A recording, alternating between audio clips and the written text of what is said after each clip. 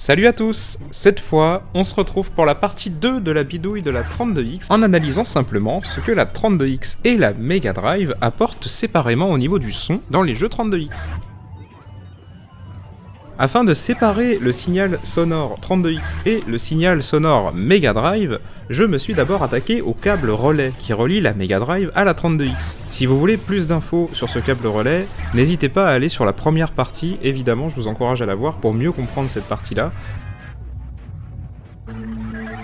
Malheureusement, c'est plus compliqué que ça. J'ai envie de dire malheureusement et évidemment, c'est plus compliqué que ça. Sega, quand ils ont développé la 32X, ils se sont dit il faut absolument que quand on allume une Mega Drive 1 avec une 32X, le son qui sort du jack de la Mega Drive 1 est le son de la 32X intégré dedans, bien entendu, puisqu'il y a des gens qui avaient branché des chaînes hi-fi via le jack frontal de la Mega Drive 1. Donc, ils ont utilisé 3 pins sur le port cartouche de la 32X, qui renvoie le son à la Mega Drive. Je dois donc vous proposer des captures avec la 32X et la Mega Drive en même temps, et d'autres captures avec la Mega Drive seulement. Et encore une fois, les 3/4 de la bibliothèque de jeux 32X que j'ai pu tester n'utilisent pas du tout de sample 32X. Et c'est grâce à cette vidéo que j'ai pu m'en rendre compte. J'ai fait une sélection de 5 jeux, et je vais les partager avec vous, et bien tout de suite.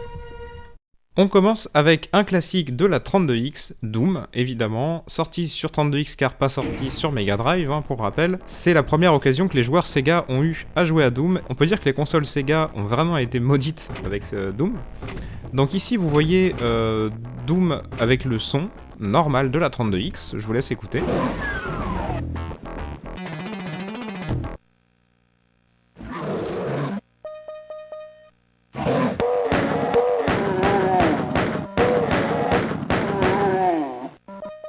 Et là, on va passer au Doom sans le processeur sonore utilisé dans la 32X pour améliorer et rehausser les jeux donc.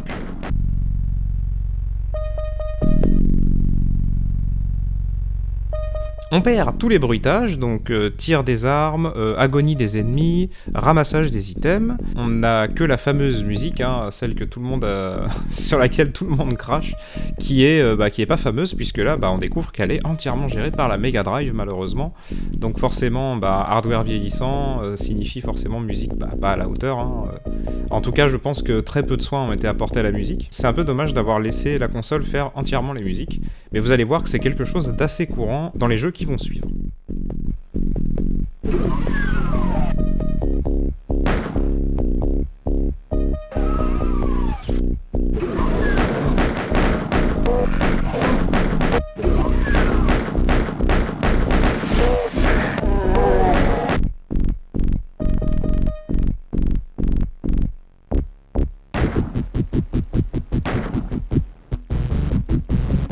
On enchaîne avec un erratum d'abord, Darkside sur 32X, le jeu le plus cher de la console, contrairement à ce que je vous avais dit précédemment dans la partie 1 de cette vidéo. Ce n'est pas Colibri, c'est Darkside, c'est sûr. Un jeu développé par Frontier et disponible en français. Alors vous allez me dire, oui, disponible en français, d'accord, mais disponible en français dans le texte et dans les voix, car oui, c'est un jeu qui exploite les voix. Comme vous vous doutez évidemment que les voix sont générées par la 32X, je vais essayer de vous les faire écouter dans cette capture, mais le plus étonnant, c'est la qualité des musiques qui sont gérées par la Mega Drive, mais écoutez plutôt.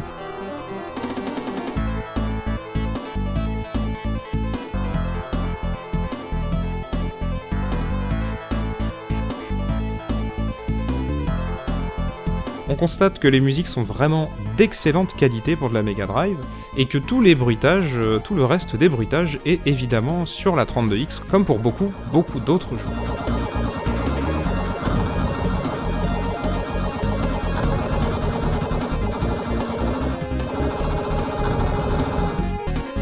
Connecté.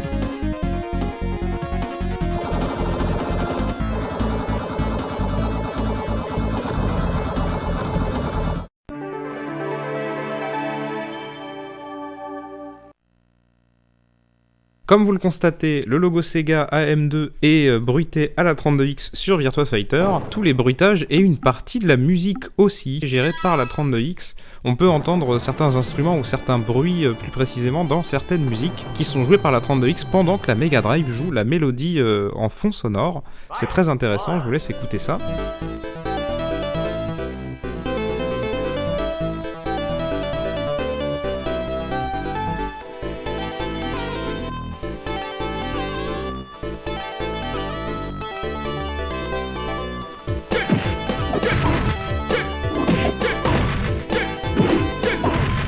Donc une excellente utilisation du hardware 32X Mega Drive au niveau du son sur ce Virtua Fighter. Virtua Racing a à peu près les mêmes procédés puisque ce sont les mêmes développeurs et que Sega maîtrisait plutôt bien la console, on l'avait vu déjà dans la première vidéo.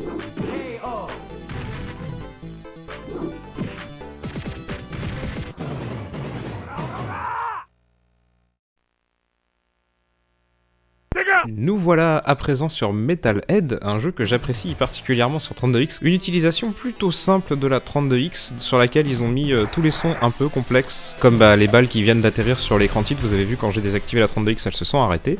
Ici on va écouter les musiques sans la 32X. Et vous pouvez entendre que ce sont exactement les mêmes musiques que nous avons avec la 32X. Ici on voit les briefings de mission notamment, avec pas de voix sans 32X. Et les voix qui s'activent dès que je remets la 32X en marche. Vous allez voir aussi pendant le jeu que les bruitages, notamment les missiles, les explosions, n'ont pas lieu tout simplement parce que c'est la 32X qui gère aussi tous ces sons, tous les sons un peu organiques et complexes.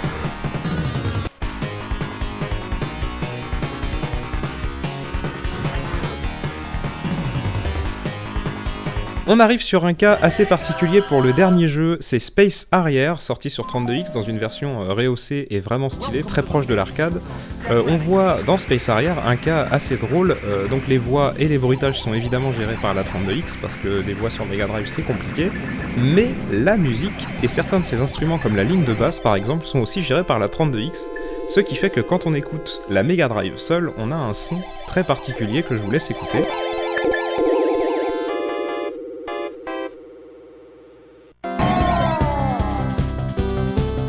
Ready.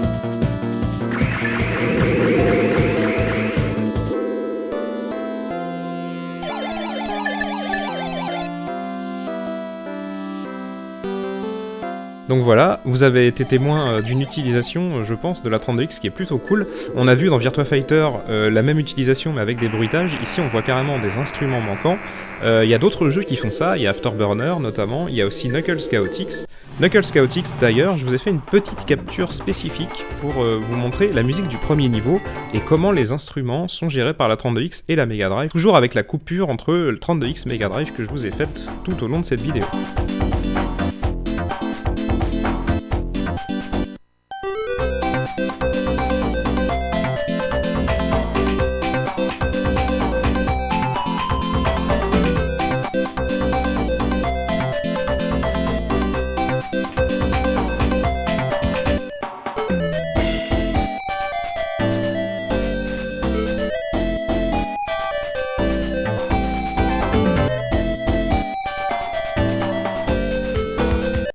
En tout dernier bonus, je vous propose un jeu Mega CD 32X. Malheureusement, ça ne marchera pas. La 32X communique directement avec la Mega Drive pour les pistes sonores audio et envoie directement le son dans la Mega Drive. Donc je peux pas couper le son parce que il y a aucune des piles Mega CD que j'ai trouvé qui fait que seulement le son. Quand je coupe une piste, ça empêche la 32X de booter. Donc malheureusement, j'ai pas pu vous montrer ça.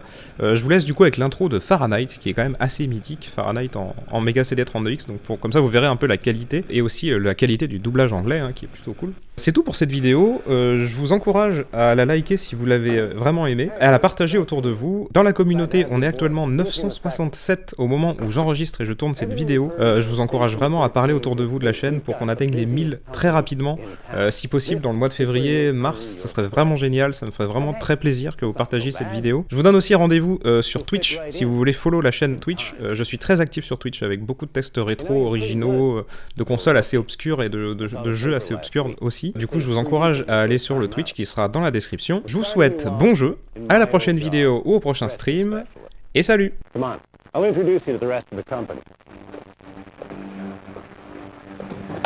Hey, you looking for a new career? He is. Mr. Baseball better so you can get 5 strikeouts in a row against station number 2. I'll take a piece of that action. Hey, kid, you want to get in on this? Oh, sorry, I almost forgot. Everybody, this is our new rescue specialist.